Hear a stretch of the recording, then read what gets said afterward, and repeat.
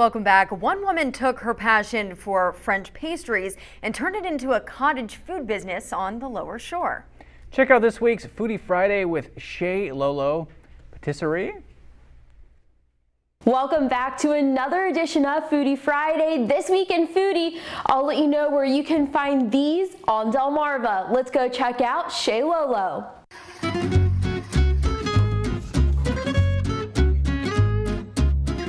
Ling Ling Chai's passion for French pastries began with her love for croissants. So she went to pastry school in France where she learned from the best of the best.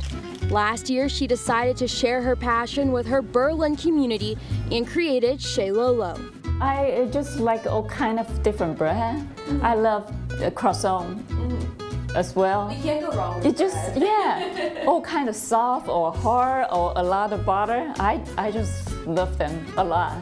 Making croissants is at least a 4-day commitment. Ling Ling starts by creating a dough starter, which is added to a mixing bowl the next day. She mixes this with flour, sugar, salt, milk, and of course, butter. But that's not the only butter found in the croissant. You can see the croissant is a lot of layers.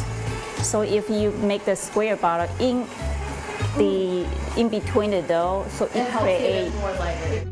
On day 3, Ling Ling rolls this sheet of high-quality butter into the dough.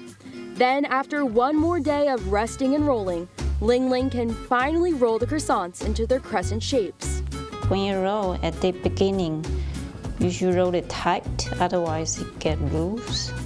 Once they proof and are brushed with egg wash, Ling Ling throws the croissants into the oven, which creates a buttery aroma in the kitchen.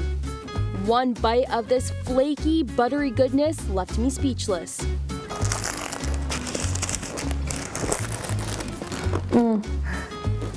Oh my goodness. Using the same dough as the traditional croissant, Chez LoLo folds a very rich dark chocolate into it to make the pain au chocolat that I fell in love with. I'm like in awe because it's so good. It's so like decadent, but this could go either way. This could be dessert, it could be breakfast, a snack. It's so versatile. Pardon my French, but next up was the quingamon. There's some more butter and sugar. So when you bite into it, first you can taste the crunch caramelized outside. The hard, sugary exterior led to a familiar flaky, buttery interior. After savoring the sweetness, I finally found the words to describe it. So this is like the creme brulee of croissants. We ended our trip to Chez LoLo with the pain au raisin, which is a rum-soaked raisin croissant shaped like another French delicacy, escargot. According to foodie photog Mike, the raisins stole the show. Rehydrating the raisins really lets their flavor come out. And before we left Chez LoLo, Ling Ling told us how to judge a croissant. If you're eating croissant without a mess, that is not the right croissant. Proving my theory that the best food is also the messiest.